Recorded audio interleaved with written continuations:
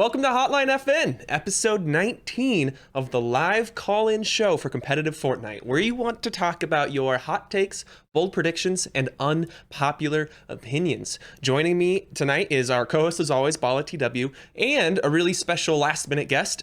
He's regular to the show at this point. We've got Bumpaah along to help carry our proverbial slack. So before we get started, I want to talk again about our the format here. If you want to be on the show, you need to be in the Twitch chat. You need to type !Hotline FN. That's going to give you instructions on how to join the Discord. And then from there are instructions on how to submit your topic to come on the show and discuss it with us.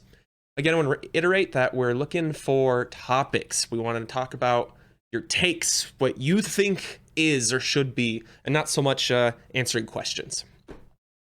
So with that said, let's bring on the gentleman of the hour. What's up, Balla? And what's up, Bumpaah? Oh, I've got the wrong... Wow, you suck as a host. Holy. You know, sometimes things happen, you know?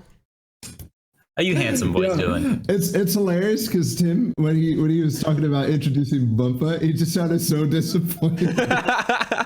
All we've got is Bumpaah. Oh, yeah, man. We had to fucking pick this guy up off the streets. All we could find. Look, we fixed it so Hey, fast. man, your mustache is starting to look like mine. It's pretty nice. Bro, I'm kind of cute with the stash, though. Hey. No, I can't pull it off like you can, but you know. I can't pull it off like you, but... You should be proud of that. Destiny Jesus is probably somewhere spamming Bumpaah. If your mustache was like. Anyways, perfect. I need a cute copy pasta about me. Ooh, we can work on that. We can get on that pronto. I've got a copy pasta for you. Tim has got you. I've got him covered. Don't you worry about it. By the time we're done with this episode, we'll be there. Balla, it's been a week. It's been a little over a week. What have you been up to? I mean, where are you right now? You're not at your house. Yeah, no. Sorry about the lateness of the episode. This is completely my fault. I'm in San Antonio. I'm on Texas time. I'm at PAX South. We're doing a bunch of Fortnite events here, casting a little bit with Monster Deface and the PAX South crew. So far, so good. San Antonio's awesome. Like, I just came back from dinner. That's like a late dinner. Yeah. And just walking down the Riverwalk, bro, this is the most charming thing that I have ever, like, I've been in Paris. But that river is huge. The Seine is huge. This little river here in San Antonio, I could shake a hand across the entire river. It's awesome. It's That's perfect. That sounds great. I mean, that's a pretty hefty level of cuteness going on there. I'm noticing it right now, Bumpaah. You've got like a hair swoop that would make my hairstyles jealous. Like, this is some volume going on here, brother. This is phenomenal. You know, all the best e-boys have mid parts, so I'm just doing my part. You know, I'm trying to look cute. I'm trying to attract e-boys, e-girls. I don't discriminate. You know. Elevate has a hair part. Does he? No, I don't actually think. No, he doesn't have enough hair to have a hair part. I have no idea if he does. Yeah, I don't. I can't comment about how attractive he is. Yeah, we don't talk about underage e-boys on this show. Underage. Yeah, I am a Christian. Perfect.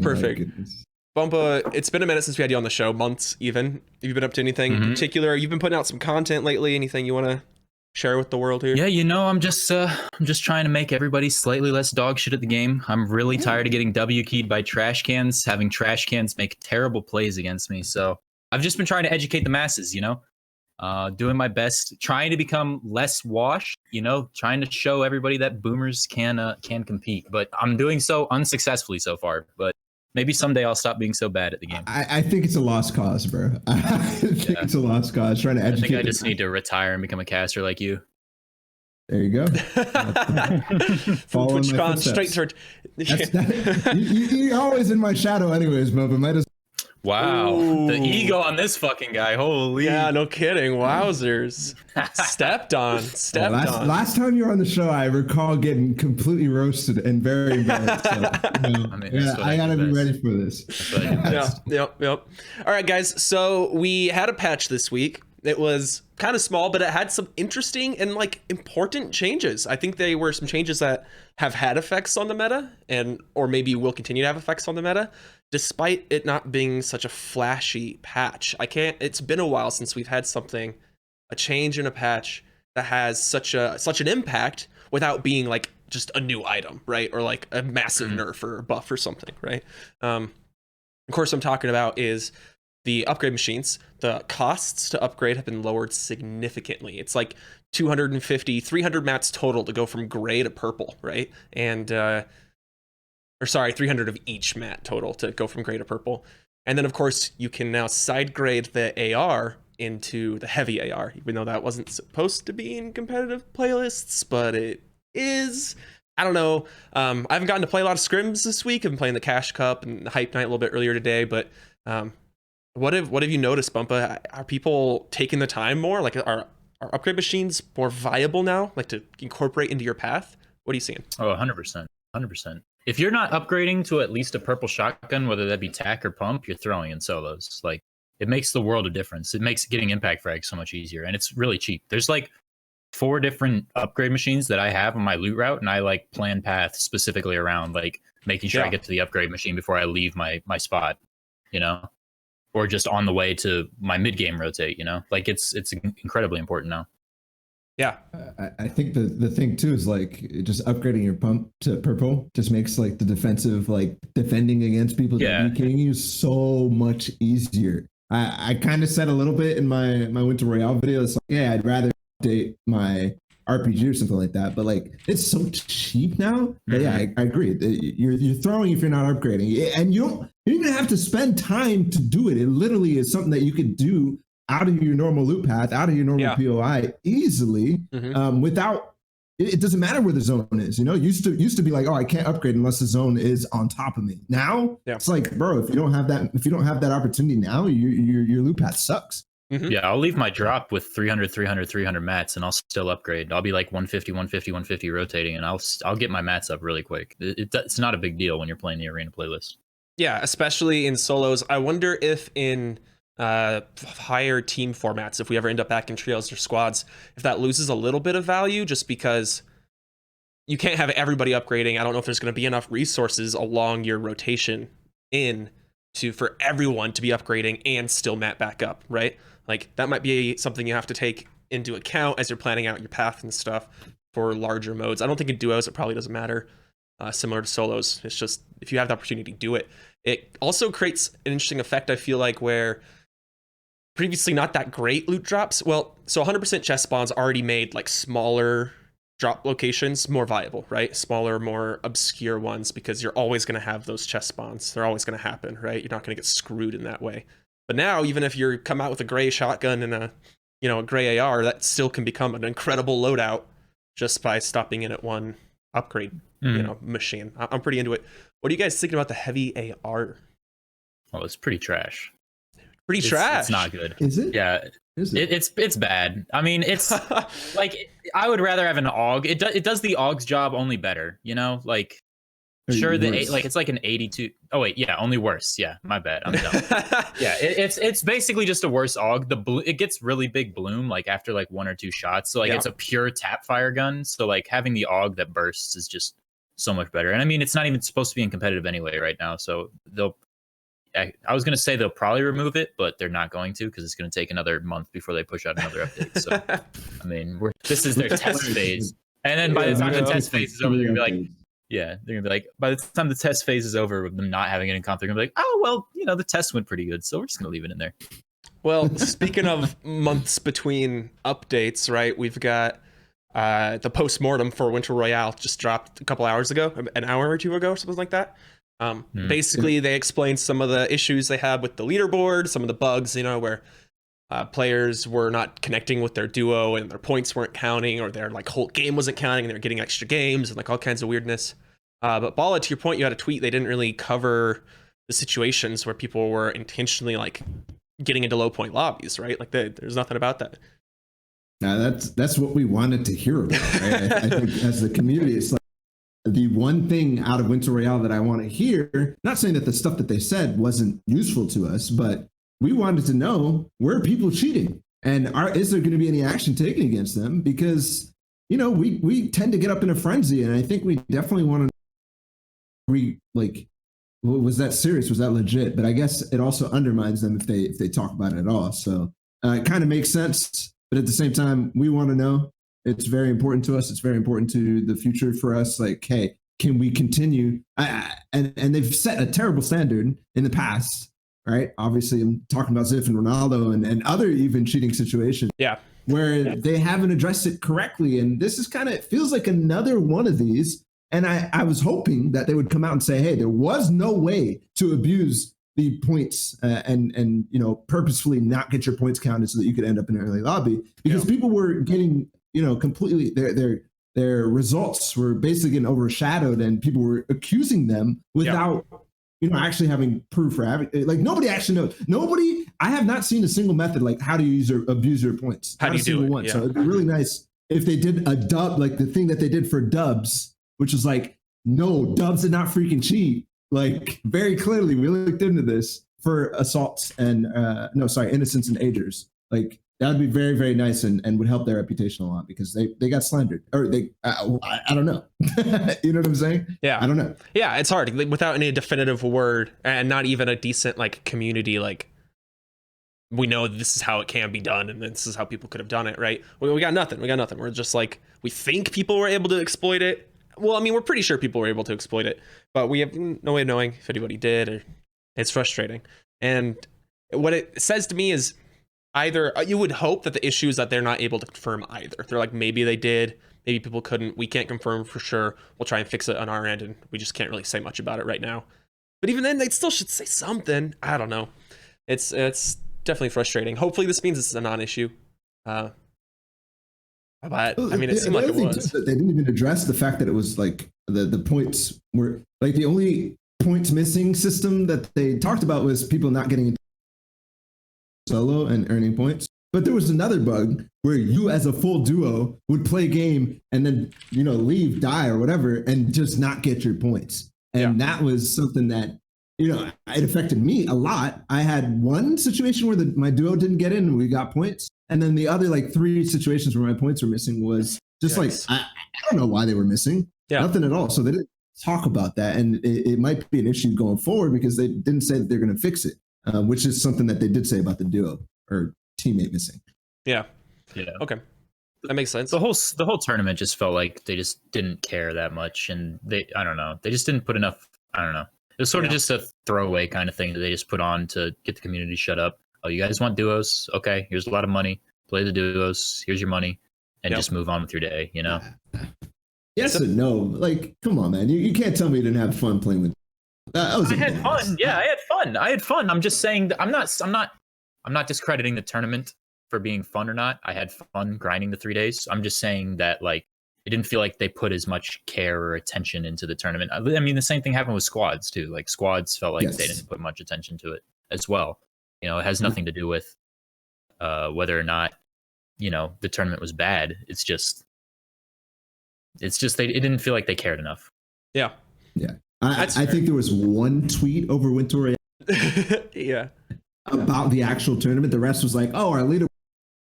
There was not like, hey guys, hop in and play Winter Royale. Or you're cutting in and out a decent amount here, Balla.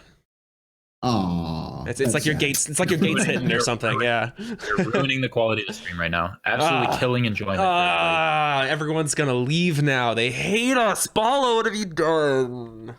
Yeah, you completely killed the show. Is it slightly better now at this point? I don't know. It just seemed like maybe you were getting loud, and your mic was like, "No, I don't want to deal with it." Oh well. We'll it happens. Balla, you wanna grab our first caller in for us? While Bumpaah, I wanna ask you about here. Are we talking about cereal? Never mind. Cereal. No, I don't trust Bumpaah's opinion on cereals. Like, are you kidding me? All I keep in my house are different varieties of Captain Crunch with Oops All Berries. The only cereal that is worth eating. The only cereal worth eating is Cinnamon Toast Crunch. That's it. All right, that's my opinion. Cinnamon Toast Crunch is good. I like Life more than Cinnamon Toast Crunch.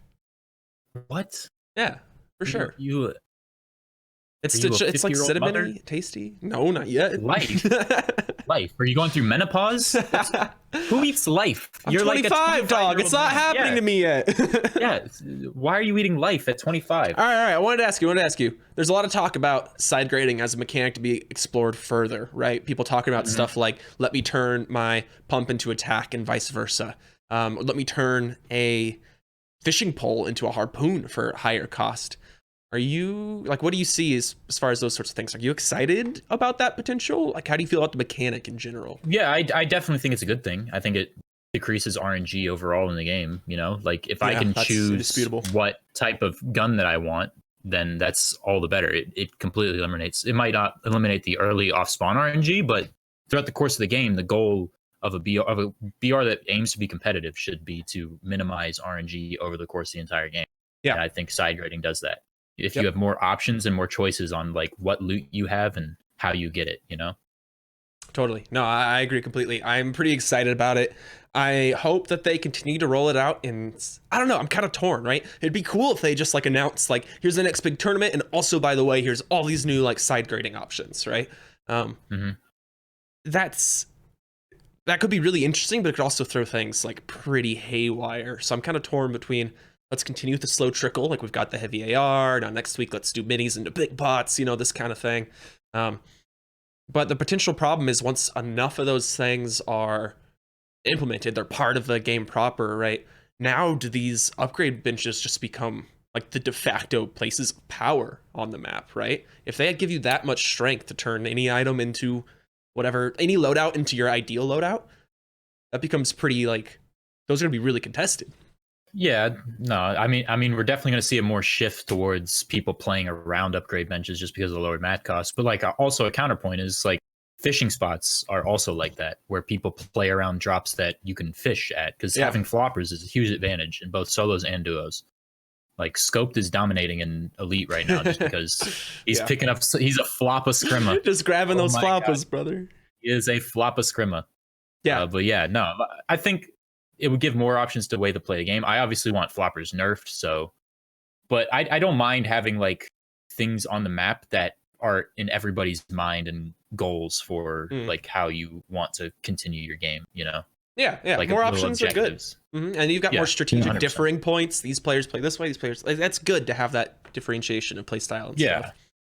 I mean, it's kind of like, it's also like a PO back in the old seasons, like bigger POIs had better chances of getting mobility if you could get the kill people there.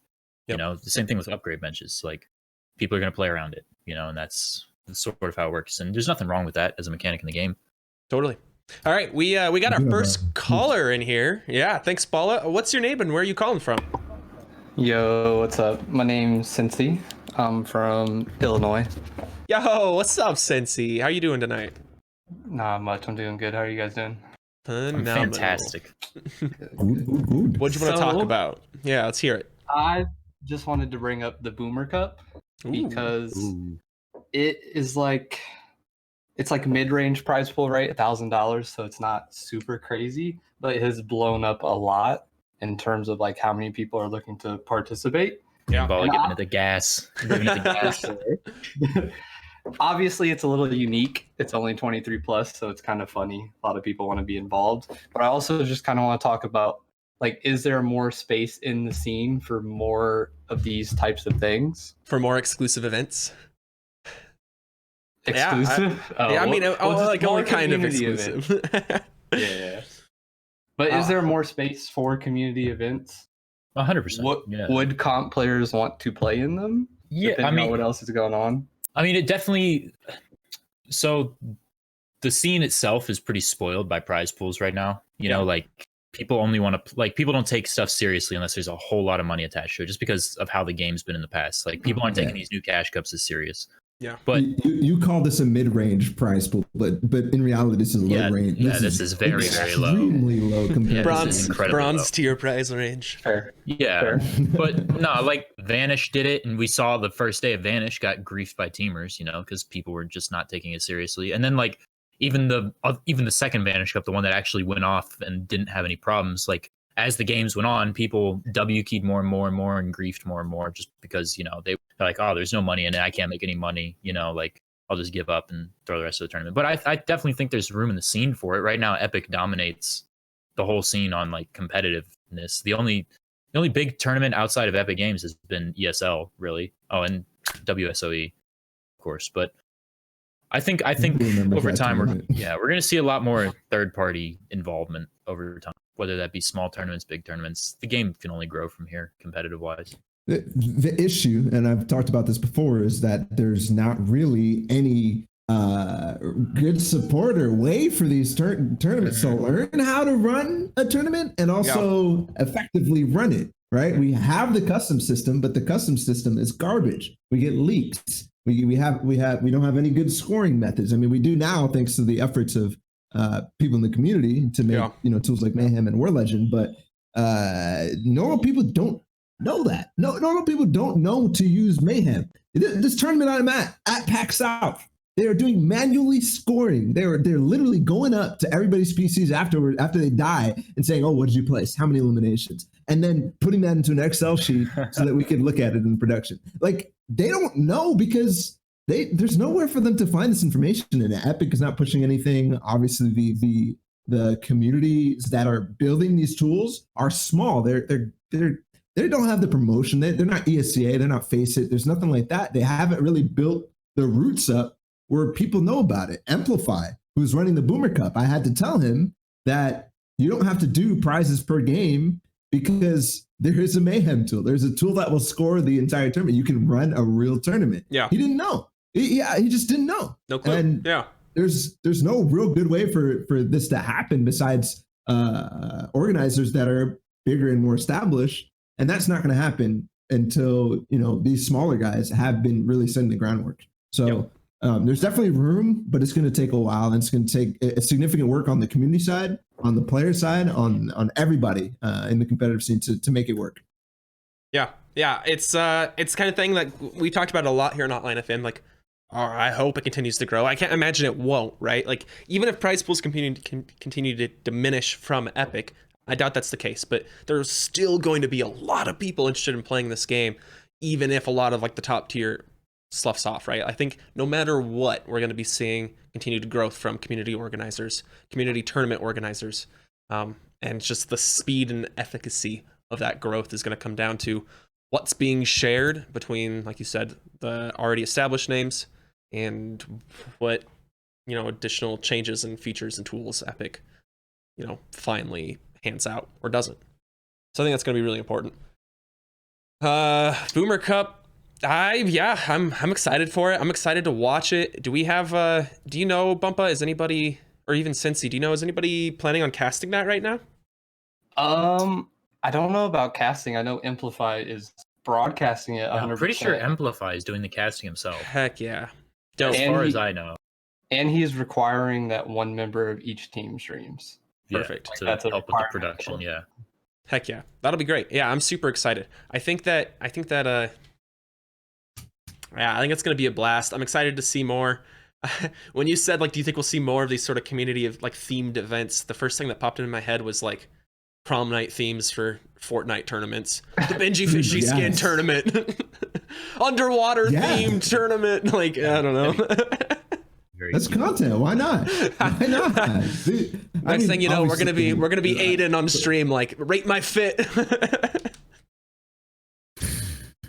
I mean, some of these, there are definitely good ideas to do these like speciality tournaments, and I think people are interested in it. And I think that'll definitely break some monotony in off seasons and other things. So it's a great idea. The Boomer Cup specifically is perfect because it's pointing off of the fad that everybody has right now, the Boomer versus Zoomer type of thing, where it is also like making a group of people who are criminally terrible at the game have an opportunity to. Yo, what the hell, man? I'm sorry. We're sorry. In the tournament. Besides us, Bumpaah. Besides us. We're gonna smoke these old men. The tournament's kind of stacked. It's not bad. It's not awful. Yeah. That's not terrible. I mean, we're missing most of the best players. Yeah. The majority of the best players. Even most of the best boomers. Like, there's no Nate Hill, there's no Chap, there's no 72 Hours. There's a lot, no Psalm. Like, this tournament's, when Bump and I are one of the best teams, I think we have it. We got a problem.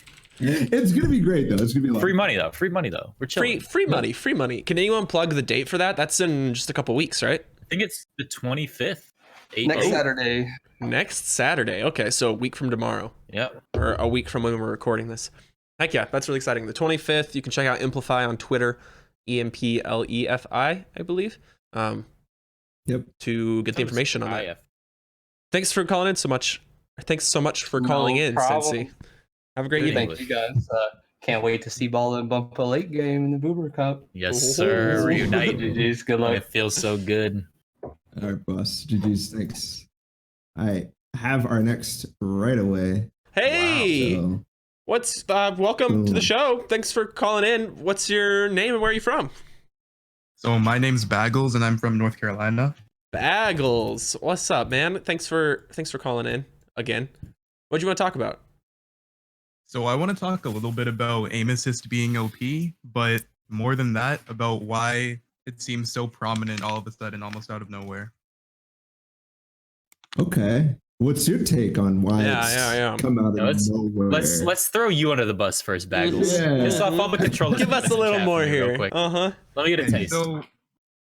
So for one, I've noticed a lot, like just when box fighting and stuff, you can tell someone's a controller player by just jumping in your box 200 to 0 with an AR, all the usual stuff. But I also feel, at least in my experience and friend group, it seems like a lot of us are starting to peak in our building and editing and just those core mechanics of Fortnite. So it seems like aiming stands out a lot more. Okay. I actually made a video on this, like in season 4 or 5. I think I made a video on this. You made a actually did. I You remember this. it? I made a video Yeah, where I was I like, do. I made a video. It was like, eventually people are going to reach peak mechanical skill, and you're not going to be able to build any better than anybody else, and everybody's going to be sort of building on the same level. And the thing that's going to stand out is people who hit their shots. Yeah. And it's going to be like other shooter games, because everybody's going to know how to counter every build fight move.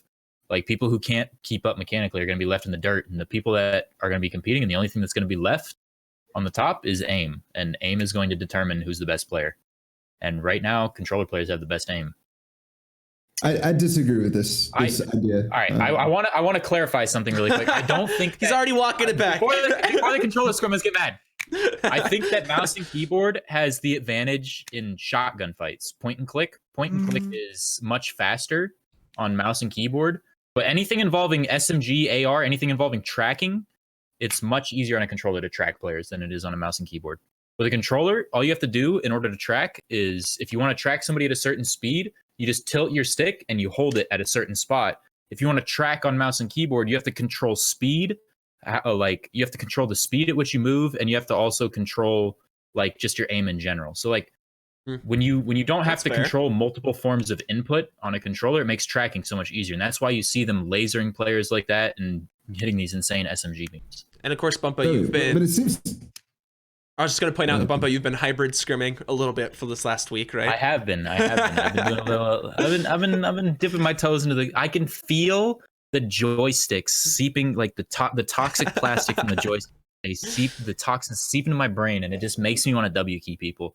I'm dead serious. When I'm holding a controller, I'm always looking for somebody to laser. I just feel it in my bones. I'm like, I'm gonna beam this fucking kid. Where is he? I'm creeping up. I'm sidewalking. I'm half sticking it. I'm coming for your neck. It kind of seems like Bagels. Your discussion here is less about the aim assist debate about whether it's OP, whether whatever that Bumpaah is kind of referencing, but more about like, why is this all of a sudden an issue bigger than it's ever been before? And you're talking about mechanics, Bumpaah. You made that video. I disagree with what you said, Bumpaah, because what you're claiming is basically that we are going to reach a mechanical peak, and whether we've done that or not, I would also probably disagree. But regardless, you'll end up to a spot where everything will be a 50-50 based on aim, right? And I completely don't see that ever happening. You know, like I always feel like there's going to be things that you can do with the building mechanics that will help you outplay your opponent and not make it just aim. Well, we've got all the parts of Fortnite that are analogous to fighting games, right, are still in this, right? If you're near somebody, if you're not just shooting from a distance, you still have baits and reads and these sorts of things that really are going to end up who even gets to take the shot. And, then only then does it matter if you can hit the shot, right? So I think I agree there with you, Balla. Although I don't think Bumpaah's like entirely wrong. I don't think the barking up entirely the wrong tree, right? Yeah, for the most part, we all know what the build options are anyone can make, right? Yeah. Yeah, I just think that eventually it's going to become, I mean, like aim's going to become a lot more prominent than it has been, you know, like it's because I don't know if you remember in the early days of Fortnite, you could have dog shit aim and you'd be fine just because Yeah. you could build circles around people, but that's not the case anymore No. because people can outplay and read you, and you know, people have gotten to a mechanical skill level that they can counter stuff. I think to answer Bagels, your original kind of thought is that it's not necessarily that we're like all reaching our mechanical peak, because I don't think that's happened. I think we still have a ways to go in terms of a lot of things: edit speed, piece control, super crouch, a bunch of different things. Like, yeah, what the heck is a super crouch? Like that I saw that on Reddit this morning. Like, I'm like, wow, okay, well, how has nobody ever thought of that? But yeah, we still have not even discovered all the mechanics in the game. I think we still have like at least a good year before we're like done, you know, like CSGO, like we're done finding new mechanics.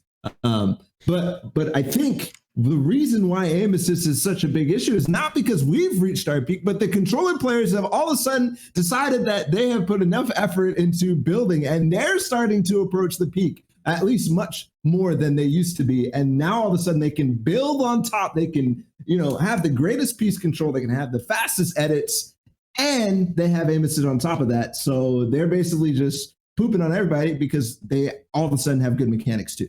So I think that's the reason, and not necessarily everybody else, you know, kind of reaching their mechanical peak. I think that there are things about this particular meta that definitely do lean towards, as Bagel said here, towards it being like a heavy aim meta, right? Lack of mobility.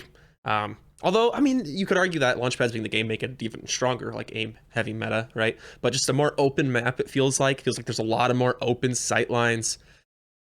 And then you're often just catching people rotating mid game more often, where aim and your initial shots can really, really shine, right? Versus spraying at someone's box. Like, your aim has to be good, but not as good as like trying to hit that triple head dink on someone who's running parallel to you. I don't know, Bumpaah, do you feel like the meta has like pushed us in that direction to feel worse about aim assist? I definitely think the meta has pushed it, but one point that I didn't get to was I definitely think that Balla has a point with controller scrimmers like catching up. Like, most controller players that I know, they started scrimming very late into the life of the game, you know? Yeah. Most controller players that I know a lot of controller players that didn't really actually start scrimming until World Cup. Mm-hmm. So now that controller players are starting to get a brain, they're starting to get their mechanics up because of all the new options that Epic has added. They've added linear. Linear is recent. I don't know what. I feel like that was like season 9, season 10. Linear came out. Season And apparently 10, that makes like, I think? Yeah. That linear apparently makes like piece control and box fighting a lot more fluid and smooth than Legacy. So we have that. We have build speed. We have edit speed. We have edit aim assist. No aim assist. They have all these new options, and they're finally starting to get brains that like. They're starting to catch up in the meta, and they're starting to understand how to play the game correctly, and they're actually getting like better at placing. Because if you think about it, like when a PC player is looking for a controller duo, he's not looking for a controller duo to IGL him or to path for him, looking for a controller duo to frag.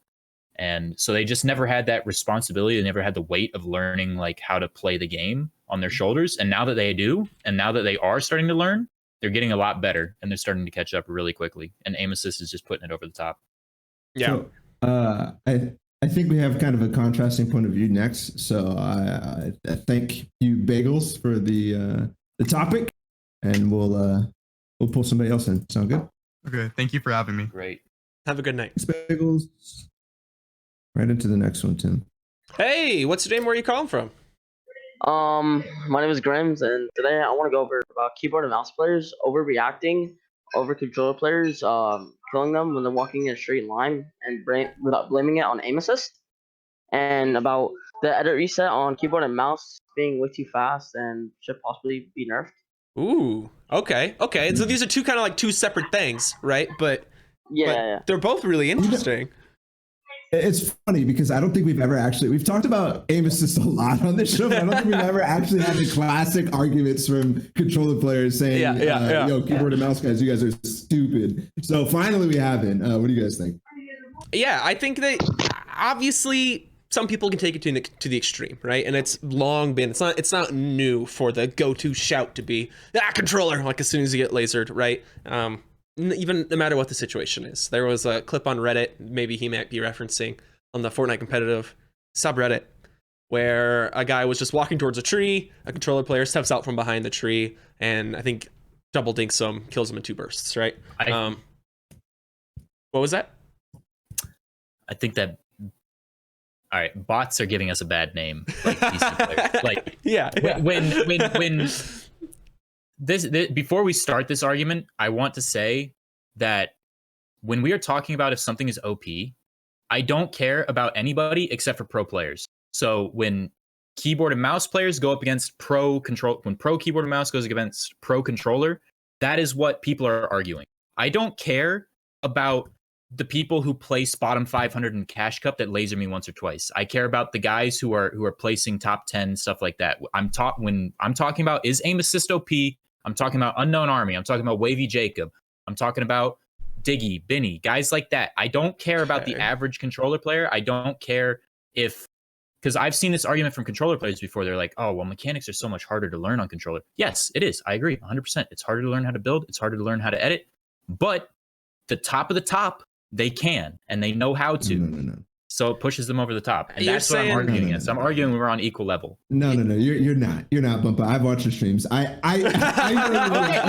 Yeah, it's You're annoying when a wrong. bot Hey, lasers. and when It's you annoying get when it, lasered- yes. Yeah. Okay, that's another thing. I can feel it in my balls when I get linked by a controller player. I know if the first 3 bullets out of their gun hits me in the head, it's controller. It never happens to be keyboard and mouse. Maybe 1 time out of 50 times I'm wrong. I don't despise controller players, Cass. I don't despise them. I respect them as players. But the aim assist that we have right now is fucking ridiculous. It is. That shit's aimbot. I mean, for me, I think that's definitely like that's the big onus of the conversation as far as competitive goes. Like the top of the top on both inputs.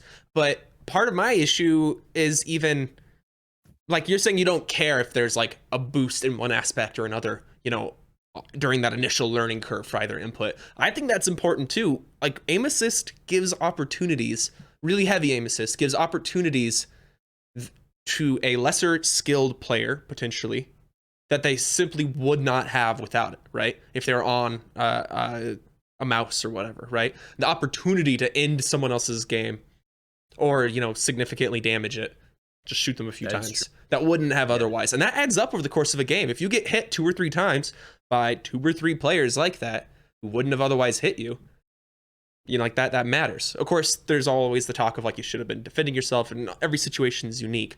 So I think I agree that approaching it from the context of let's just talk about the best of the best on both sides might be a little more productive in this case. So let's have a better conversation about does it give the best a boost above their counterparts? I just want to try something real quick. Grim, I don't know if you're still there. I don't know if you have access to your mic right now, but I was just curious if you were a controller player, first off, or if you were talking from the aspect of a keyboard and mouse and saying, hey, we should stop being, so loud about this. I don't think he's actually here, so kind of rip. But also the fact that like most people who have the opinion that Grim has basically are actually, they're controller players, but they're on console. So they don't actually grasp the fact that aim assist is because of PC, like because they play on PC, it's just drastically so good. I think that's a thing that most people just don't get, and they don't get at all. And that's why we kind of have to talk about like the top of the top, the cream of the crop, Unknown Army. We have to talk about Wavy Jake with these guys because those people are clearly, on a completely different level. Yeah, when I complain about controller, when I've complained about controller, I've never once aimed it at a console player. If you're on console, we're cool, man. We're friends. I have no issues with I love the 50 You're not gonna pots. laser me. It's okay. You're not gonna laser me. It's fine. I'm talking about your boys on PC who are just beaming me left and right. I think we should get to his point as well, where he was like, mouse and keyboards reset. And to that, I have to say, please, Epic, Just give controller players 1-button reset. Please give them 1-button reset. I beg you. I do not care if they have 1-button reset is not that big of a deal. You don't think there's room? I would love. Okay, I think that it's a big deal when you're a controller. It's hard to, but like I'm saying it's not a big deal if we gave it to them. Sure. Yeah. But if we give you 1-button reset, you're gonna have to tone down the aim assist. Give a little. I will give you. These aren't negotiations, Bumpaah. We don't negotiate with controller terrorists. You can take my fucking scroll wheel away if you nerf aim assist. Like, there has to be some give and take. Like, I think I'm not interested in scroll wheel reset being taken away. I think it adds so much depth. Like, it creates these really cool moments where you can bait plays and stuff. I think it adds a lot of depth to box fighting that I think is really valuable. No. I don't want to nerf it. No. It would be more impressive if you Scroll wheel reset. it would be more. Not add depth. What? It gives you more Absolutely options. not. Okay, yes, it's faster, but it's not more impressive than if you had to right click every reset. That would be more impressive because like that takes more skill, more speed. So like, but yes, I definitely think that controller players are at a disadvantage when it comes to scroll wheel reset, which is why I'm like, I don't mind. Like, even if they keep aim assist, I think they should still get some sort of one button reset. Like, it's bullshit that we have it and they don't, but it's also bullshit that they have aim assist as strong as they have and we don't. We should try to make it as even as possible. I don't want keyboard and mouse players to have aim assist because I would rather it just be raw skill on raw skill, but we have aim assist, so like there needs to be some give and take. Yeah. Okay. So just to kind of broaden this a little bit, I don't think this issue is ever going to be solved starting with Fortnite. I think Fortnite has caused a big problem in esports in general with this cross-platform crap with controllers, and now it's leaked to a whole generation of other games because all of a sudden we all expect cross-platform and that is good business and so on and so forth. But you see games like Halo be completely crippled by this now. PC players don't even want to play the game because it's so strong on Halo too, but controller players need to play with it because they've played with it their entire life, and that's what makes them actually have a good time playing shooter games on console or controller. I mean, just look at Call of Duty, right? It has a PC scene. It has people who are interested in playing that game competitively on mouse and keyboard, but they've always said, including with this year's CDL, no, it's controller. And even firmly, no, the competitive scene is controller on PlayStation for this, first year at least, right? Of the Call of Duty League, the CDL. So yeah, I agree. I hope that they continue to explore splitting the inputs. None of the FNCSs so far have done that, so I really don't know if that's what we'll see, which is frustrating. But I agree that that's the ultimate solution. And anything else is just going to be... I argued the opposite of this before. I tweeted about it, Balla, but I think that you're right. Like, anything other than splitting inputs in competitive is just going to be a cop-out. It's going to be a half measure. That's not going to really solve the situation, which is frustrating. I don't know, Bumpaah, any last thoughts on that? I don't think we're ever going to see the inputs separated. And I don't think we're ever going to see aim assist nerfed, by the way, as well. I definitely don't think we're ever going to see it nerfed. Interesting. Because if they nerf aim assist, even the console, like the 99.9% of console players who are uninformed, like even if they only nerfed aim assist on PC and didn't touch console at all, they're still going to feel attacked. They're still going to feel like Epic is against them, and that's the last thing that Epic wants. Epic knows that the majority of their community is on controller, and they want them to feel like Epic cares about them and Epic wants to see them succeed. Yeah. So I complain about aim assist just because it's annoying when I get lasered. I don't disrespect, or I don't think any less of controller players. I mean, sometimes they piss me the fuck off because I get beamed, but like I know in my heart of hearts it's never going anywhere, and we're always going to have it, and it's always going to be just as strong, and either I need to deal with it or I need to find a new game. Project A is looking mad juicy. There's nothing I can do, and I get it. I'm just gonna have to find I think I disagree. I think that there's some clear paths for nerfing aim assist. The first of which being don't allow legacy or linear, right? Like find one thing. You know what I mean? So at least you know what to expect, right? Yeah. I mean, yeah. Linear needs its hip fire nerfed, and legacy just needs to be toned down. I definitely there are definitely auto rotation. There's routes to take to nerf aim assist. I'm just saying that they won't. Sure. It just won't happen.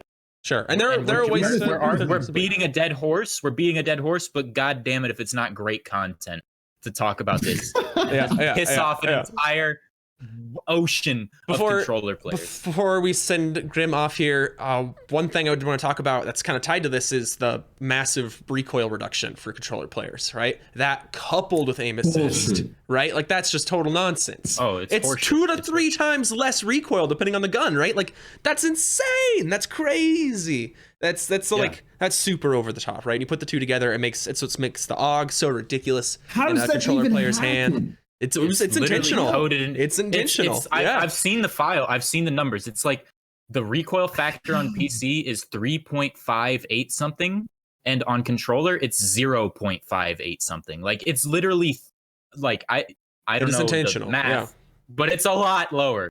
Also, just really quick before we move on, Grimm's just said in chat, and I've seen this argument from a lot of controller players. I'm about to pick it apart. Us controller players aim with thumbs. We need aim assist in order to actually hit shots. We also have bloom as well in controller. Yes, controller has bloom.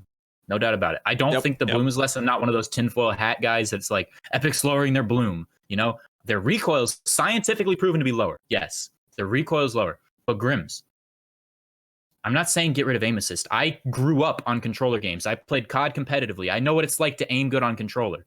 But the aim assist in Fortnite is stronger than anything I've ever seen. And it needs to be toned down. Nobody's saying get rid of it, but it needs to be toned down. Like your aim potential should be on par with mouse and keyboard players. But right now, you guys are hitting shots that I don't see mouse and keyboards players hitting. And if they do hit it, it's once in a blue moon. I was watching Unknown's video today where it's like, I don't know, a lot of minutes of aim assist clips of him, and it was just ridiculous because every single frame, every single clip that he had looked exactly the same. And I was like, wow, okay, I'm bored after about 3 minutes. And literally it's the exact same thing over and over. There's nothing different about it. It's kind of crazy. It also, sorry. The last kind of thing on this topic, and I personally am sick as, I hate this. I hate talking about this crap. It's so lame. I love ranting it's not so good content.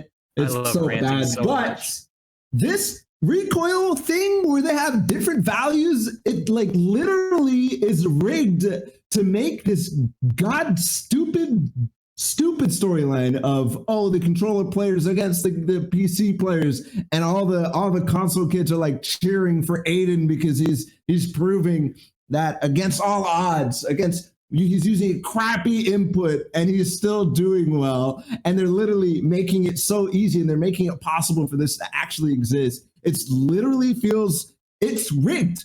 It's rigged. You have different values for recoil in the game, something that is so inherent and so like basic about the way that a gun shoots. And it's different for one person versus another, and they're competing each other. How does that make sense? How does that make sense? It doesn't. It literally doesn't. It doesn't at all.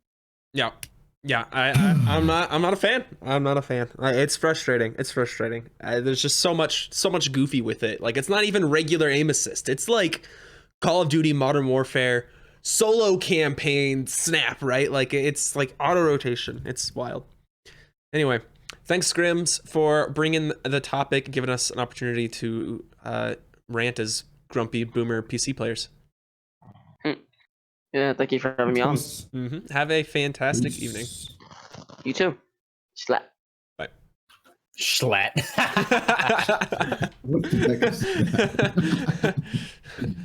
Okay. No all way. right. Hey, what's your name and what do you want to talk about? My name is Chico, and I would like to discuss an idea I had for like mobility in Fortnite, or any Yeah, let's hear it. Welcome to the show, Chico. Let's go. So my idea is that if you have some sort of mobility like fish, just as like a shadow fish that has the same impacts as a shadow bomb, but you can get it from fishing and stuff, I think that would positively impact the game competitively as well as like bring anything to Fortnite. So why not just bring the shadow bomb back? Because I feel like it's less RNG to get it from fishing. You don't have to get it from like fish. Yeah. Good answer. We do have a young game dev on our hands. The other thing that's interesting is anything you add to the fishing pool, you're nerfing the availability of the other fish, which is something a lot of people have wanted. Although I've never been a fan of balance through rarity. I don't think that's balanced. Nobody wants that. Yeah, Bumpaah hates floppers.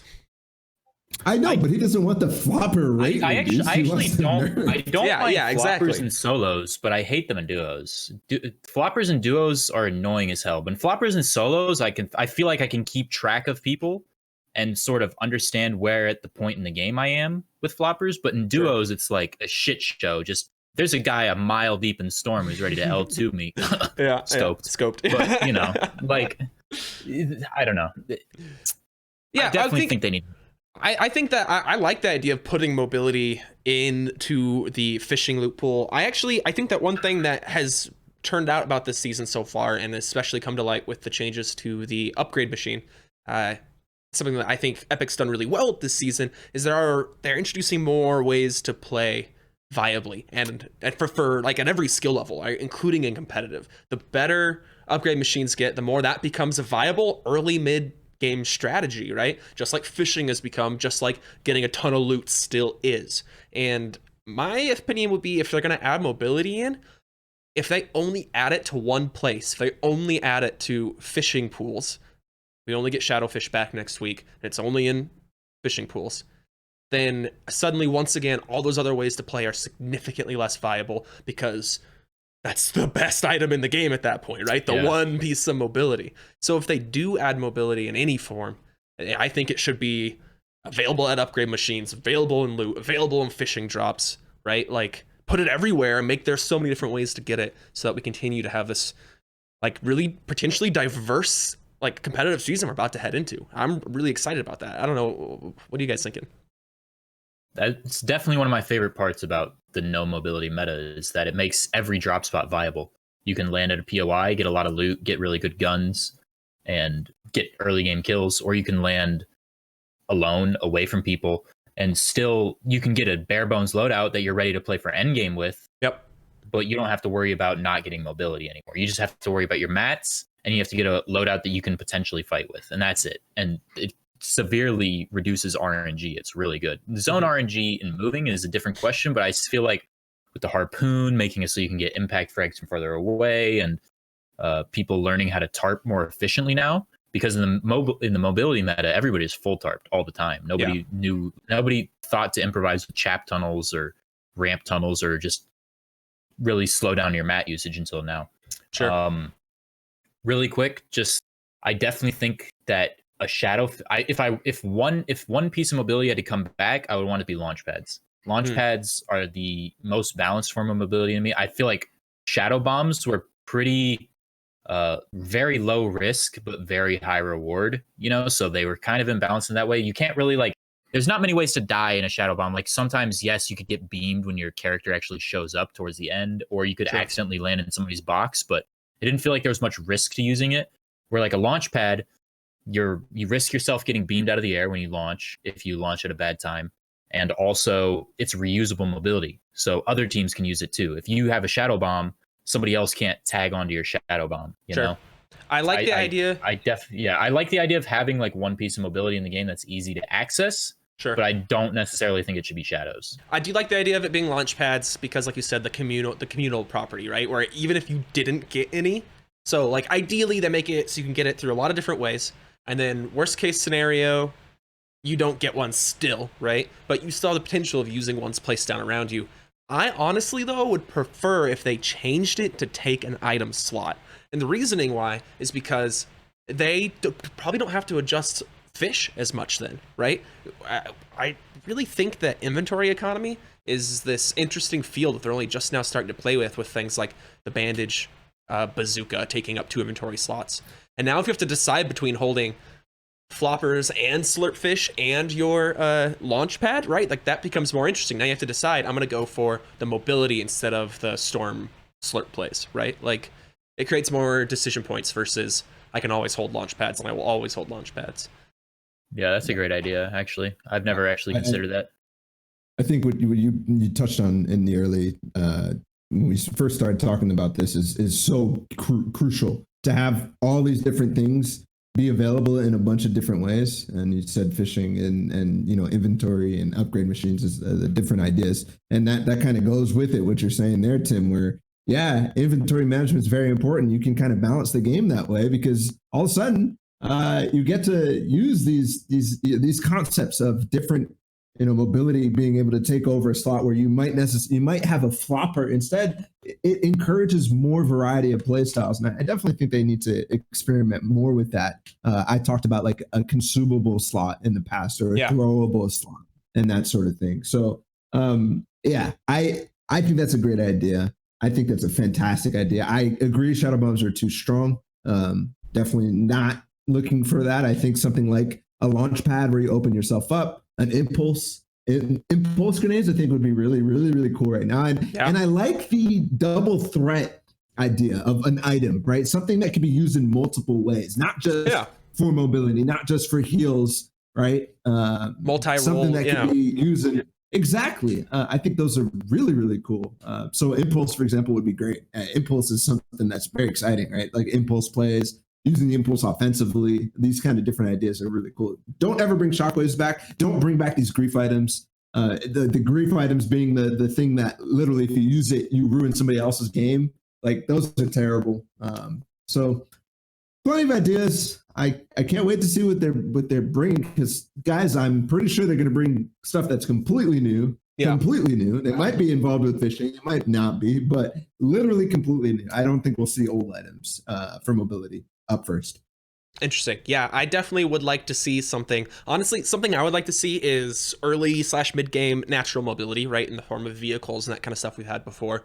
But I'd like to see something a little safer than, like, say, boats, right? I like to see something that's like 1 or 2 people max can get in it. It travels over land at not like an insane speed, faster than a shopping cart, maybe slower than the ATKs back in the day. And something that you're not just totally exposed in, but I don't want a baller. I guess my point is I feel like we can reduce a lot of the downtime that are in games right now. And a lot of that downtime is kind of superfluous. Like there's just not too much happening during it. Or if there is, it just doesn't like necessarily feel good. And I'm a fan of like shortening game times in general through a way like that, right? Speed up the zones, let people get to those first couple of zones a little quicker. Playing Blitz has been pretty fun. For audio listeners, Bumpaah just flashed the Bacardi there, having a phenomenal time. I don't know. Have a great time. How do you feel about natural mobility versus like launch pads and stuff? Like you're talking like rivers and whatnot? Like rivers are good natural mobility. Yeah, I mean, I feel like they should flow. So this idea has been talked about before. I feel like they should flow towards center. Yeah, 100%. I totally agree with that. Edges more viable. Mm-hmm.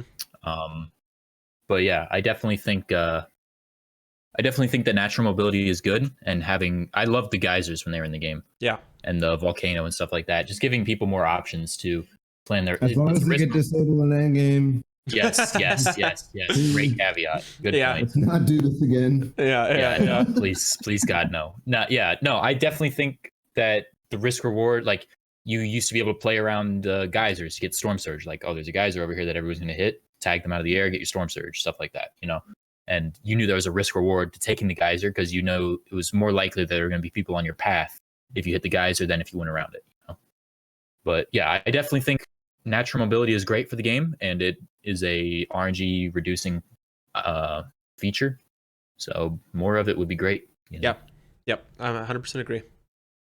Balla, we got another cat. Oh, we do. Hey, what's your name and what do you want to talk about? It's Casters. I'm back on again. Yo! Finally. Hey there, handsome. I hear you're 18 now. Yeah, me too. Oh boy. What the heck just happened? Whoa. Flirting. Back off, whoa. What you want to talk about, Casters? So I want to talk about traps and snipers and whether or not they should be vaulted or what should happen to them. And I'm going to give my opinion. So for traps, I don't think they should be vaulted. I do think there's some skill involved, and I think there's skill on the opposite side of, like, if you're getting trapped, you should have thought a little bit ahead, been a little bit smarter, felt the player out, because you can tell if a player is going to go for a trap play. So I think they should be nerfed to at least 125, if not lower. I think 100's the on a sweet headshot. spot. 100. I can agree with that. A headshot for a trap? Oh, sorry. I'm sorry. deaf? I was thinking first about snipers. I was shit. like, This is your show. You're not even paying attention. I was thinking about that. I went to snipers first, okay? Sheesh. Yeah, my point exactly. You're not listening. Trap should do 100, and bolts in the competitive playlist, the green and blue bolt should be vaulted, and just leave the purple and gold. You know, like if I get headshotted by a purple or gold bolt, I'm still gonna bitch about it, but at least it will happen less. You know, and the bots are happy because bots they get their little dicks. Nah, because now then we're right back to balancing by rarity, which isn't balance. It's just like the shitty situation's still gonna happen, just not as often. Yeah. Like that's BS. It's Fortnite, you know, there's like we're talking Epic, hypotheticals. Like, we don't have to water them down to like Razor this is what's X most has likely. A career because little bots love seeing him snipe people standing still in pubs. These kids are not going to be able to survive if we take them out of comp. Okay, like what do you mean? I can't watch Booga headshot snipe somebody anymore. No, I think we could just nerf them. Let's go back to traps though. Let's go back to traps. We can get into snipers. Yeah. Okay. Yeah. I think so. 100 damage is. You say it's a sweet spot, Bumpaah. It's not enough. I don't care, man. I don't care what the trap damage is, man. I don't care. Man. It doesn't change this that crazy. Sure, like 150 damages with the shield, but like it just moves it arbitrarily in one direction or the other. Like, oh, if you didn't take all the minis, then you die. If you did take all the minis, then you're fine. Like it's just like these arbitrary points where you die or you don't. And no. I mean that creates interesting counterplay. This is a shit tier argument from you, Balla. I expect that. I'm just saying, no. I just don't care what the damage is. I'm not saying it's good or bad. That's either you don't way. play enough. I just don't care. No, it's just like I just think it isn't arbitrary. The mini should make a difference.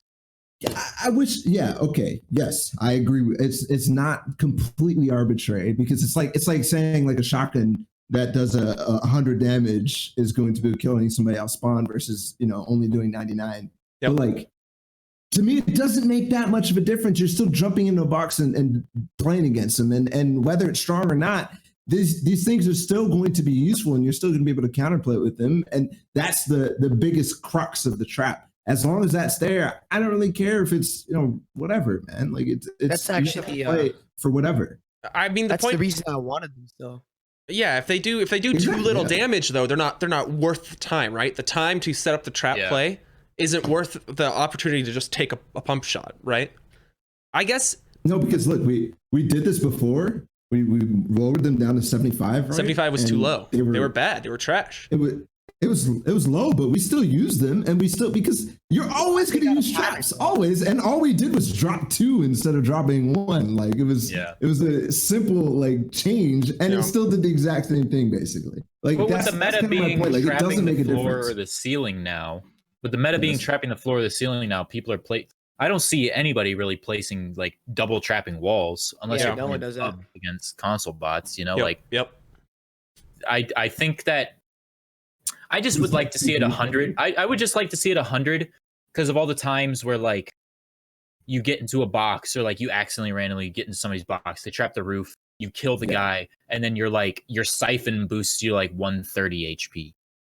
Where like you kill the guy and then you both die, and it's just like, ugh, like that guy he was gonna die no matter what, but now I'm dead too because he pressed T one time. It's just frustrating. So I'd like to see it lowered a little bit so that like you just run into those frustrating situations a little bit less, and it just keeps my mental sanity just a little bit more intact because this game is slowly chipping away at it, Balla, and I'm losing my mind. And every bad update and every bad feature to the game is just slowly making me go insane. And I just love Epic. If Epic would just make it a little more tolerable. Frustrating things. There we Make it go. a little more There we tolerable. go. That's all I'm Can asking. we all agree that traps do need to be in the game though to prevent just Yes, I think. Yeah. I think I agree that 100 is a great sweet spot. That means that if you are able to pull off a double trap on somebody, like they fucked up if you're able to double trap 100%. Them, right? And it creates a moment where like taking the shield or not getting shield like matters. You can say I've got 150, 200 hit points. I can tank the trap hit to pull something off, that kind of thing, right? And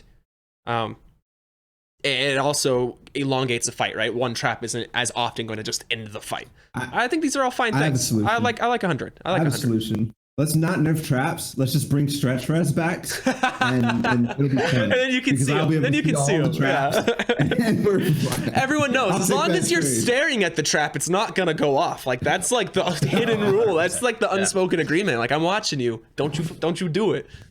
Well, what about snipers? What about snipers, guys? Like my big thing with snipers is it's another situation where something that is essentially impossible to plan for just ends your game immediately, right? It's one of the many reasons why single matches don't mean anything, right? It has to be taken, skill has to be taken into account over a series of matches because of reasons like this. I hated the strength of the heavy sniper. I liked going into walls, but I hated the strength of the heavy sniper, and getting hit with a headshot from a regular sniper feels exactly as bad, in my opinion. There are situations, if you're like taking a wall, like you should put walls up around you, but when you're just cruising downtown, and someone from 200 meters away snipes you and you're dead, like that feels terrible. And I don't know, like for me personally, I'd be happy if it was just like max 199. Even if they just made that one teeny little change, I'd be happy enough. I'd be like, okay, like I'm not gonna get one shot from Nerfing the nowhere. headshot multiplier would be amazing.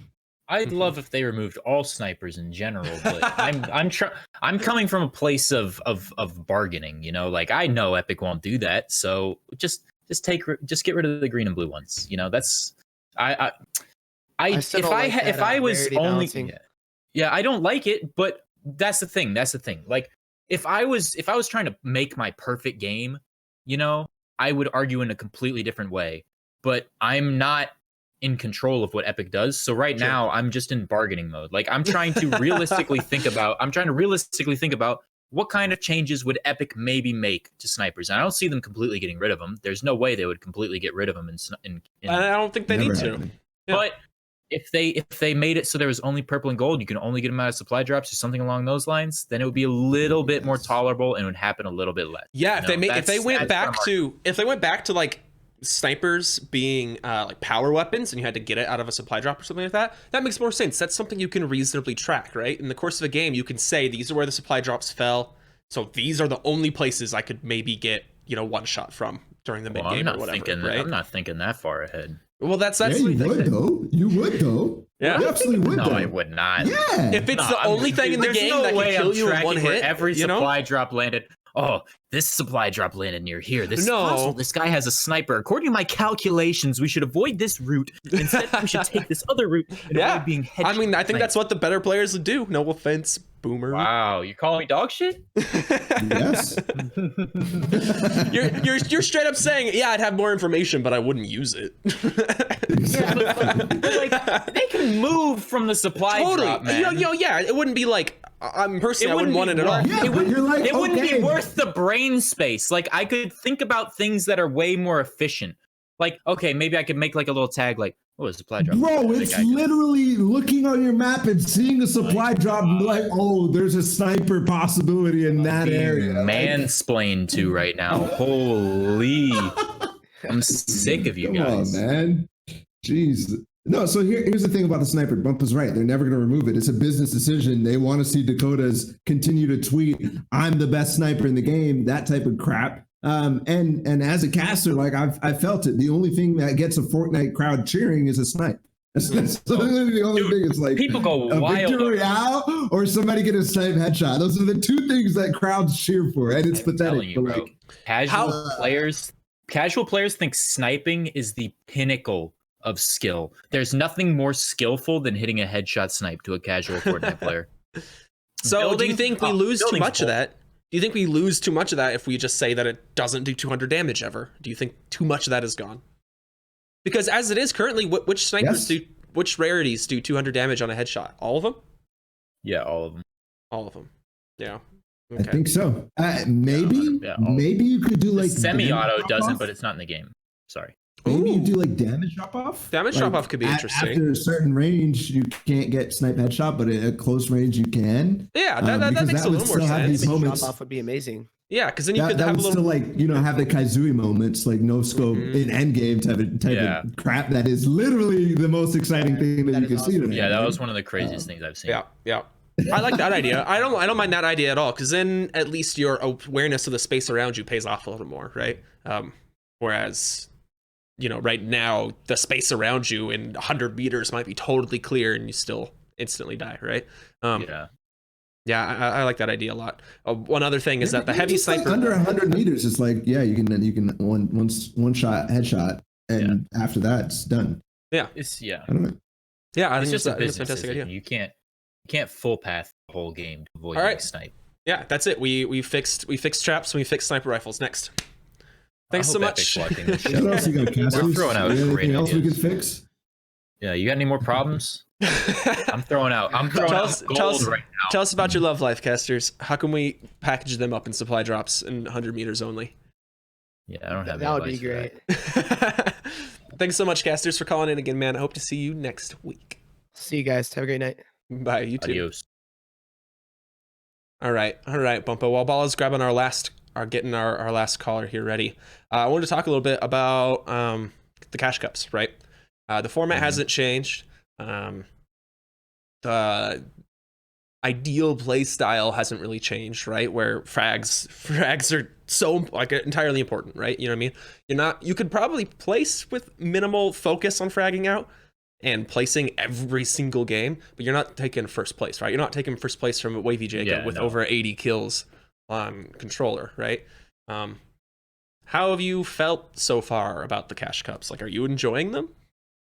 I am slowly but surely getting more and more tolerant to them, and I'm slowly but surely getting better at playing them and appreciating them. They're fun for me now. As angry as I get, I try and just enjoy. I'm never streaming one of these ever again.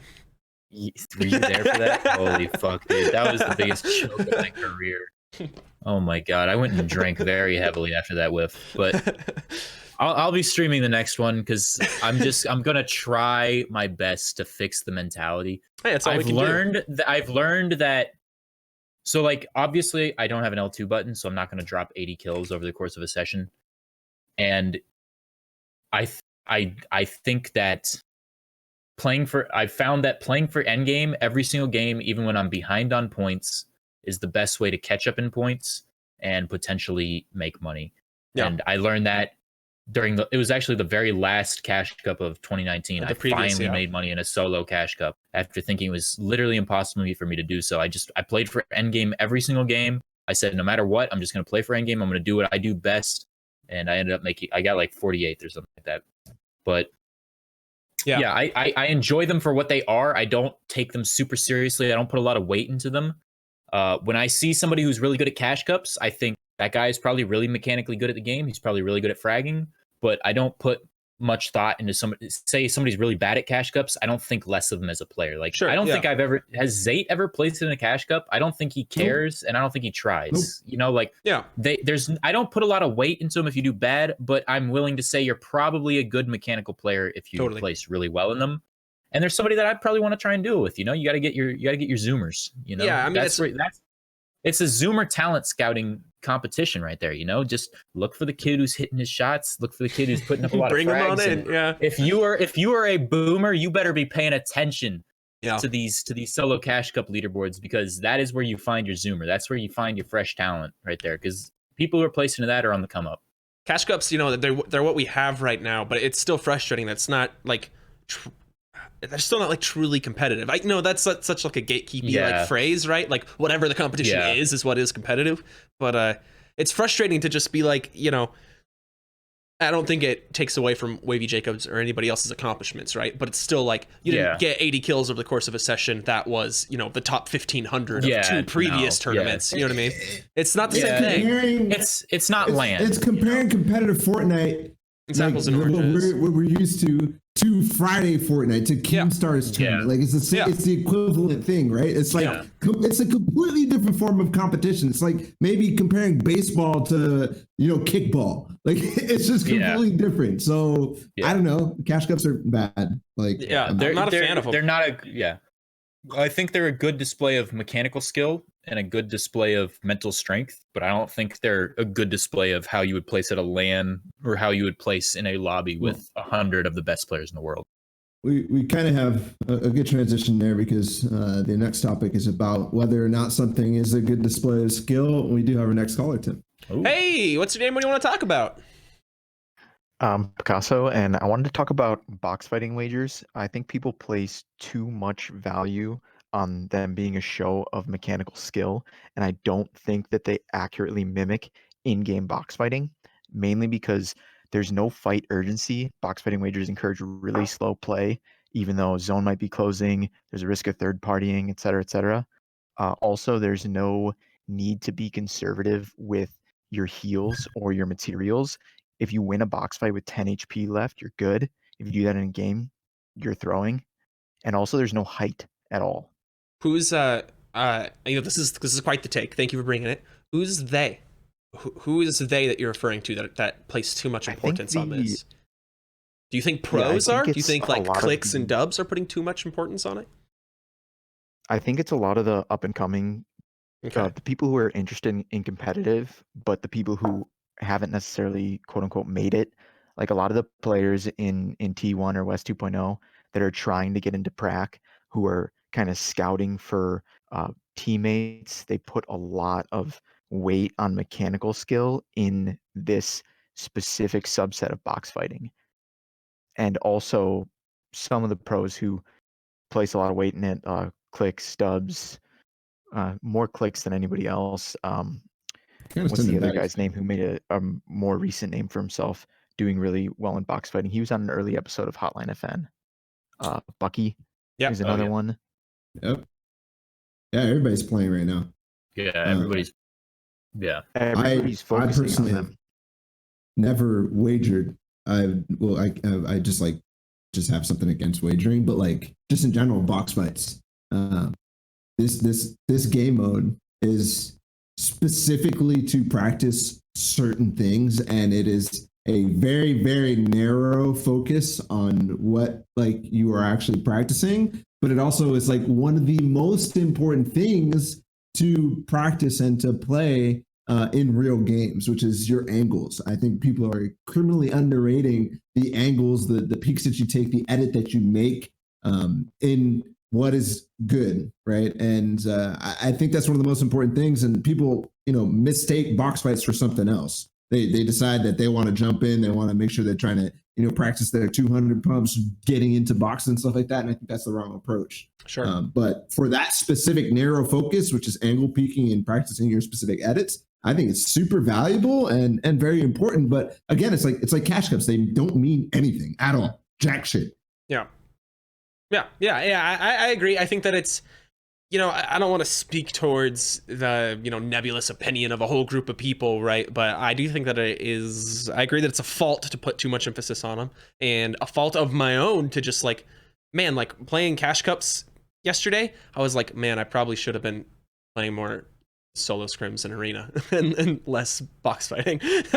Like, oh man, this was definitely a mistake, and a lot of it comes down to convenience, or just like how much time or attention I'm willing to put into something and at some given point in time, right? But as a pure form of practice, it only does so much, right? Similar to build fighting.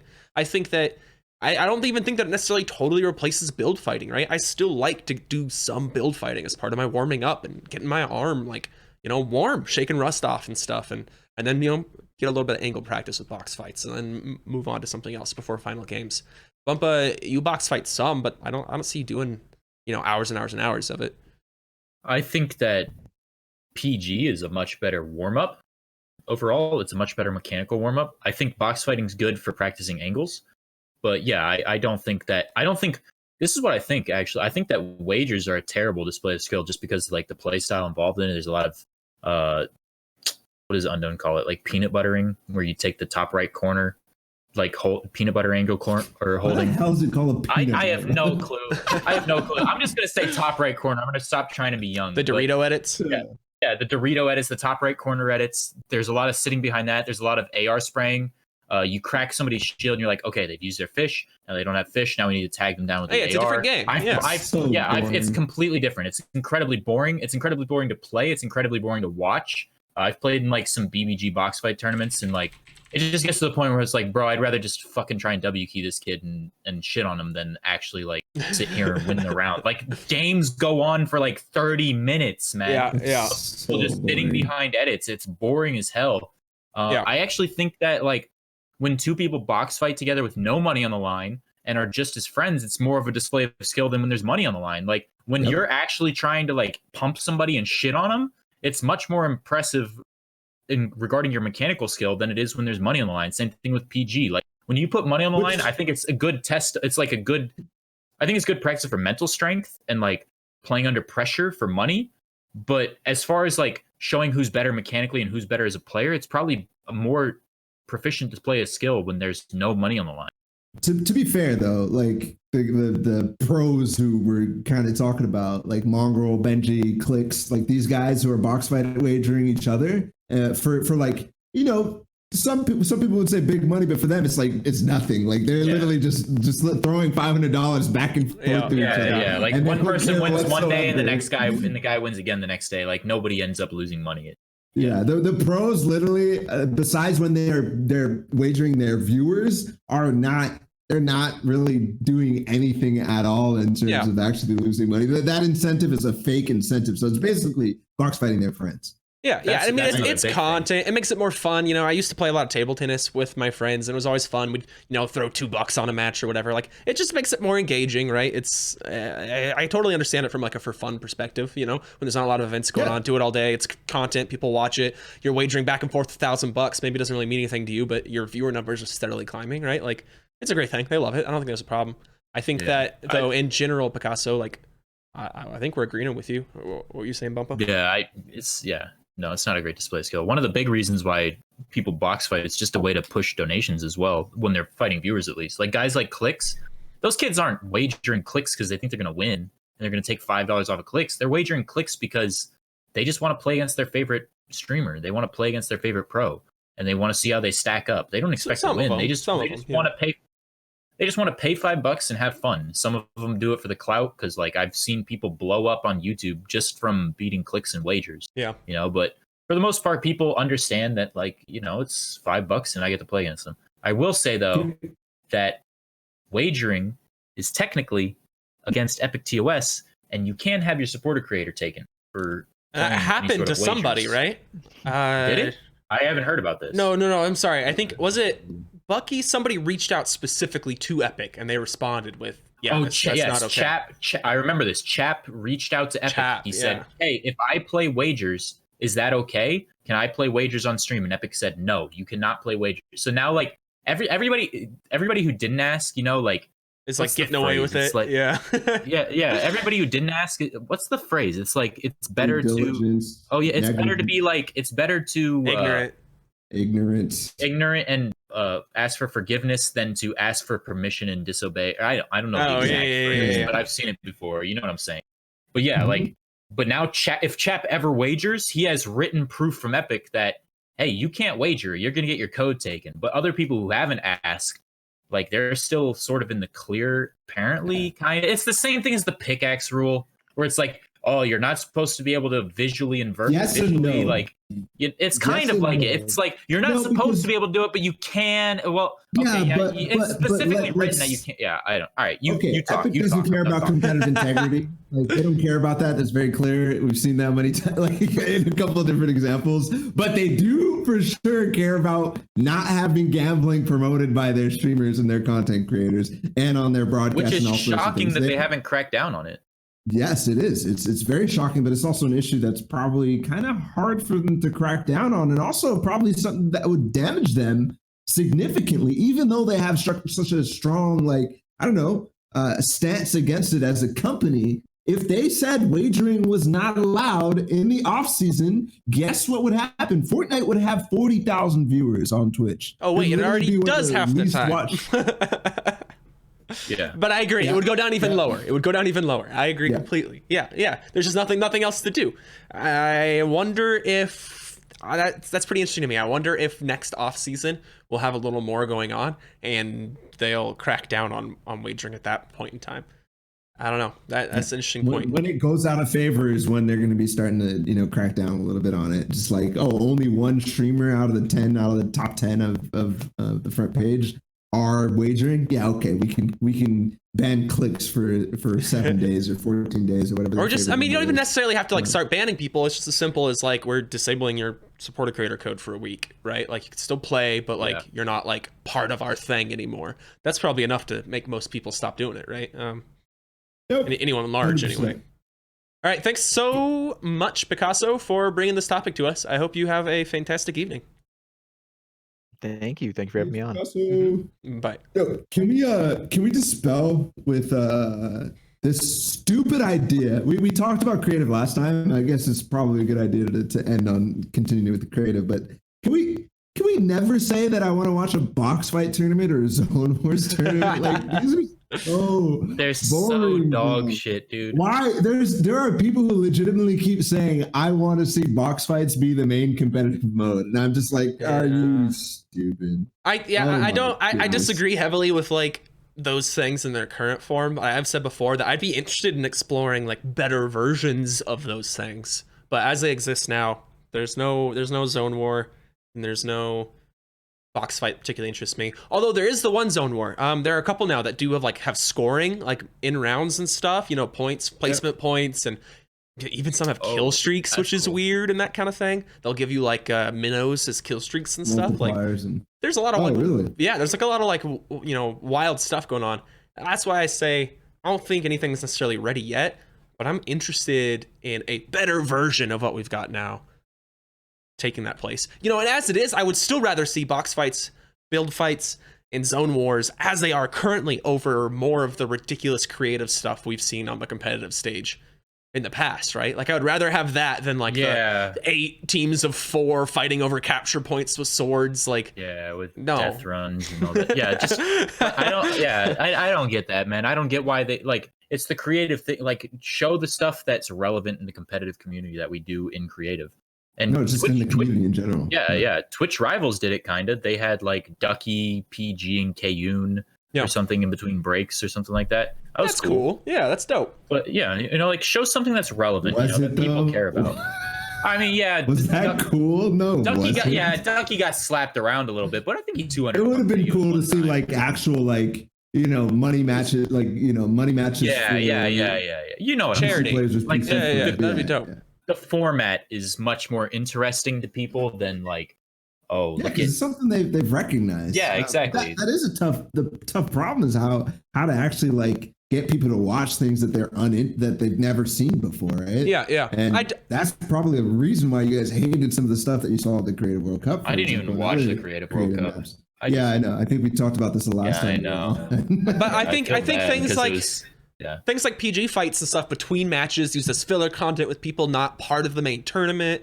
For charity, they're given they're specifically told by the broadcast team like fight each other, like it's for charity. Or you're just going to be on for 5 minutes having a couple fights, and then we're back into the next game. I think there's a lot of room for those kind of things. That would be way cool 100%. And keep people really engaged over the course of a broadcast.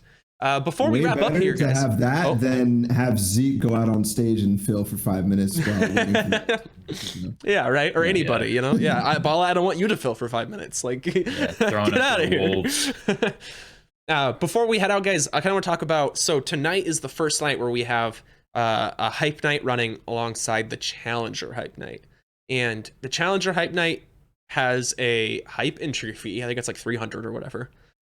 I thought it was going to be restricted to Challenger League players only, but it doesn't seem like that's been the case. There's no such thing. Challenger League. Yeah. Challenger division. Challenger. That's not a division. It's Contender and then champion. Champs. So it kind of started my gears working here, right? Because the way it's set up right now, people who don't have 300 hype to spare, their only option is to play in the open hype night, right? That's not a huge division. Like just about anybody's going to have 300 hype, right? Like that's so pathetically easy. But if they start increasing that bar, right, more and more and more, and they're running them simultaneously, so you've got everyone else is in this, thing, and everyone else with a little more skill, a little more playtime is playing in this tournament, the Challenger version of it. That interests me. Like that's a way to make Cash Cup style events mean a little bit more. You know what I mean? Make them a little more competitive. I think it'd be better if they did it like you have to be in Champs League and there's a 3,000 point like entry fee, right? So if you do really badly in today's, you're not going to have enough to play in tomorrow's, right? And that's the way it should be. You're not good enough. You got to grind up more arena points, get better at the game, try again next weekend, right? I don't know. That really interests me. What are you guys thinking? I think that yes, if you actually care about playing in a hype night, then having it take like 3,000 and having you grind back up would be important. But until you actually D-rank off of, there's no incentive to play a hype, to be honest. Yeah, yeah. Well, as long as the reward is only hype, yeah. And like, unless you can D-rank from losing hype, then it's not going to really matter that much. Because if you lose Champions Division, then you would have to grind back up the Champions Division in order to play the tournaments. But that's not the case right now. You just lose hype. And I'd just be like, oh, instead of hype, because there's so many more options that are better for practice than playing a hype night. Like T1 scrims with zone rules. If you want endgame practice, this is so much better. Hype night is very reminiscent of the early days of pop-up cups when there was no money on the line. It's exactly like it. There's like 20 people alive in second zone and there's 10 people going to moving. Like it's the same way. When there's no money on the line and it's an open environment, people just can't stay alive for endgame and people don't care about that type of practice. Yeah, you know, I think it's definitely not enough as it is right now. What interests me is a world where these are running Monday, Tuesday, Wednesday, Cash Cup on Thursday. This is great. You know, like it's just great. more opportunities for better practice.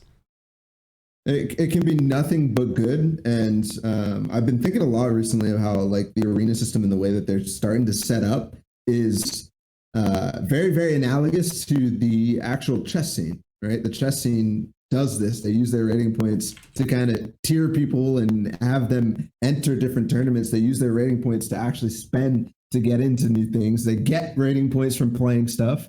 And they even have the similar type of like I don't know. I guess I could call the Cash Cups like an arena style thing where you get matched against people depending on your score in the tournament as it stands, right? So if you're first place, you'll most likely get matched up of whoever is available with between first and fifth or something like that. So it's very similar, actually. There's a lot of analogs and it works great. It works fantastic. People love playing it just for the love of the game and just for the increase of your rating.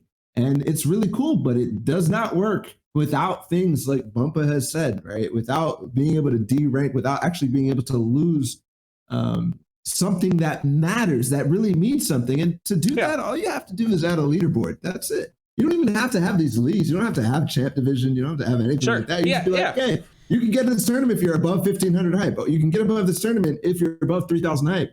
And then we track who is at the top of hype. And they constantly are getting, moving up, moving down, all sorts of stuff like that. But it makes That'd be great. Meaningful. That'd be great. Yeah. You've essentially. If there's a way to I wish there was a way to incentivize people to queue into arena all day. Like if leaderboards were a thing, people would want to grind the leaderboards. Gauntlet, Gauntlet literally killed all scrims. Gauntlet was great. Gauntlet was fantastic. Gauntlet was very fun. I remember late night playing solo Gauntlet, queue sniping with Balla and Strugs, and we would all try and play for endgame and see who won the game. Yeah. And it was just like three of us just hanging out, having fun, playing competitive-ish Fortnite. To a point where it was still kind of practice, but still like, it wasn't the most serious thing in the world, but there's a leaderboard to grind and you had an objective for what you wanted to do, Yeah. Arena doesn't really have that. Because there's none of that. Nobody plays and the queue times are crazy long and nobody plays because the queue times are long and it just compounds. And it's literally a sinking ship that is going to be terrible and they are going to need to rebrand Arena to something different so that we all get the shiny new feeling. Otherwise, it's never going to work. A healthy ranked mode like this, it would breathe so much more life back into the game, right? It sucks for me, particularly like West Coast. I prefer to play T1 solo, like when I can, right? When my work schedule lines up and they're running when I'm available to play, right? But then like a good 50% of my playtime is after 10 p.m. For West Coast time, right? Like for my time, Mountain Standard Time, which is like past midnight already on East Coast, right? And like solo arena is already at like a 6 to 10 minute wait, minimum. And it's just like, great, I guess I'll just play box fights until I can play solos again tomorrow, right? Whereas a healthy ranked scene alleviates that problem, and more people are able to get good, you know, around more sporadic hours of the clock and stuff. Sorry, Balla, I think you were about to say something. I just wanted to one more topic before we don't have to touch too long on it, but during that post-mortem as well, Tim, I don't know if you picked this up, but they confirmed another FNCS. Essentially, it's A major tournament. A major competitive series. They confirmed that is coming, and they also kind of indirectly said that it was not going to be solos. Yeah. So a moment of hallelujah, because I definitely didn't want solos. I pray it. The Winter Royale blog, I haven't read the Winter Royale blog. I was scrimming. I literally came right out of scrimming into this podcast. Here's what it says. I haven't checked Twitter or anything. We're currently working on a fix for the incomplete team issue and are aiming to have it corrected before the next major tournament series kicks off. So major tournament series, and they're trying to correct the team issue before it kicks off. That doesn't necessarily mean anything, but it does seem to imply that we're looking at duos, trios, squads, something like that. I pray it's trios, man. Trios is the best mode. I want them to just establish a main mode. I would love like with Counter-Strike has 5v5 DE. That's the universally accepted main mode that we will always play in Counter-Strike. I want like trios to be that for Fortnite. Like we will always have trios that you can scrim and it will be relevant. You should always have a team that is your trio. You know, that'd be great. The only way I see multiple modes working in the long term for a competitive game like Fortnite is to have specific teams field a solo, field a duo, field a trio, and play relay these style. events relay style. Exactly how other like Overwatch has different modes, but they play them as a relay style back to back in different types of styles. COD has the same thing. Those are the only way that multiple modes work because there's consistency over time.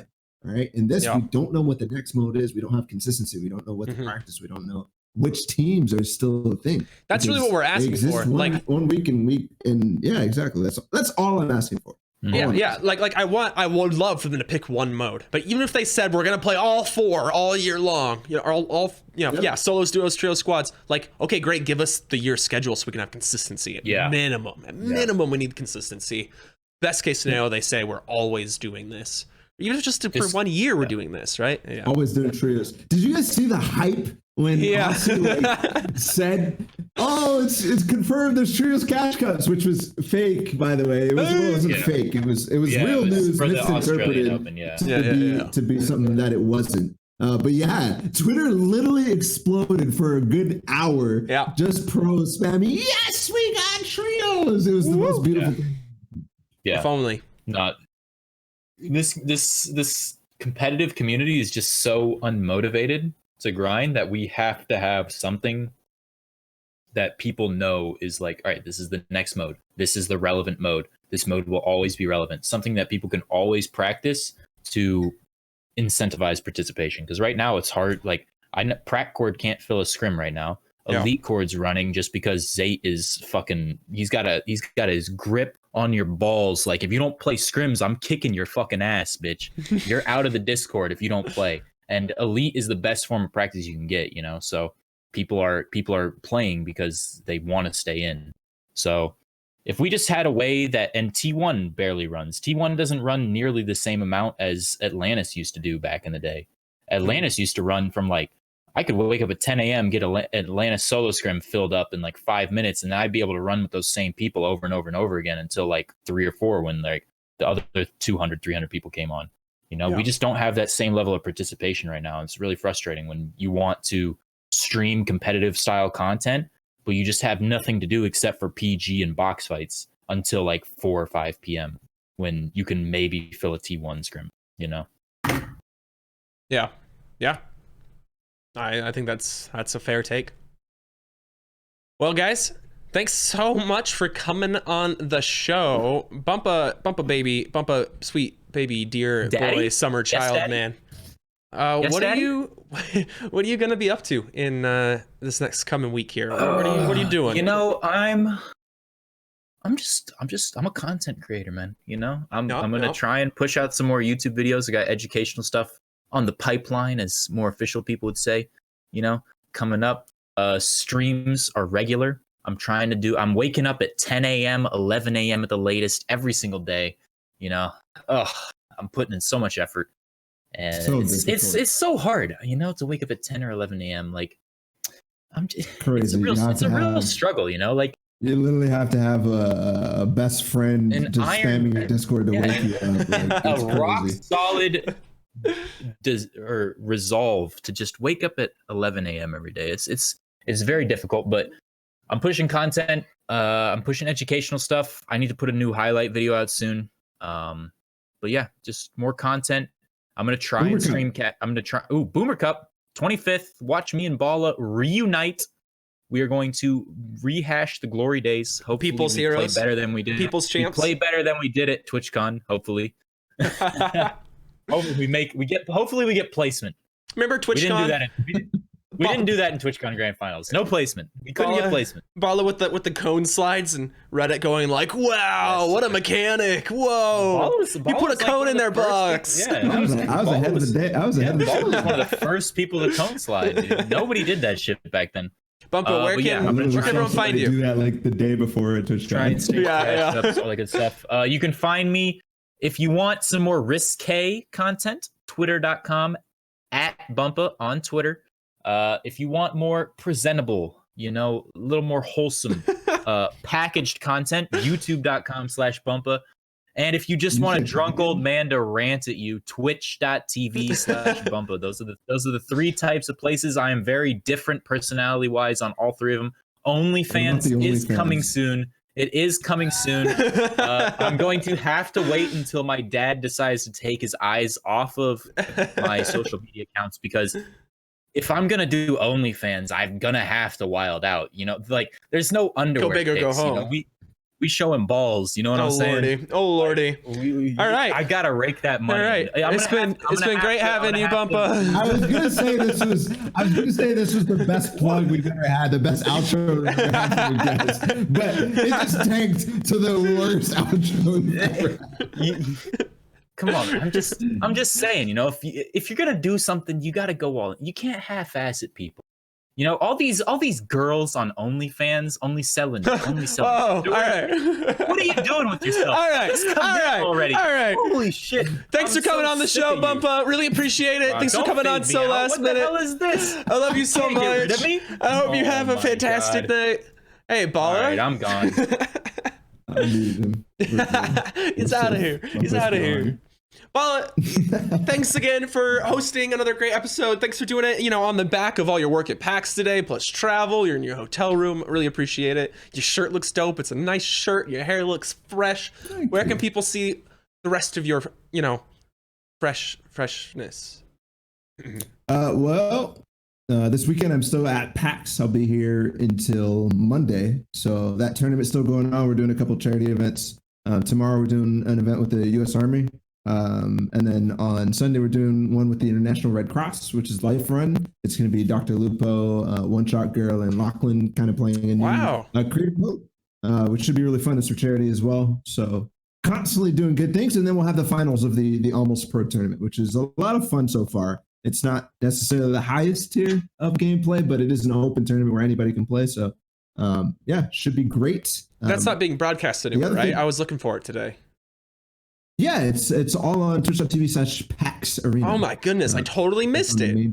All right, fantastic. Yeah, so I don't have internet inside the arena, or I do, but like everybody else's phones is like interrupting everything because there's like a million people in there, so you can't get anything out. I tried to tweet, literally nothing would come out of my phone, so I wasn't able to do anything. But yeah, if you're interested in that, I think it starts at 11 a.m. Eastern, and then we go for a little while for the U.S. Army thing, and then Sunday is gonna be the main thing. We're gonna be on all day. Perfect, fantastic, sounds great.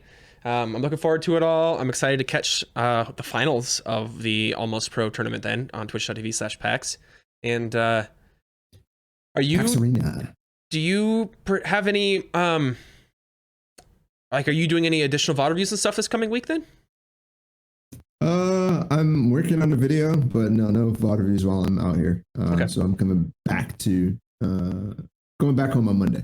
basically. And we're just going to resume the content. Cool.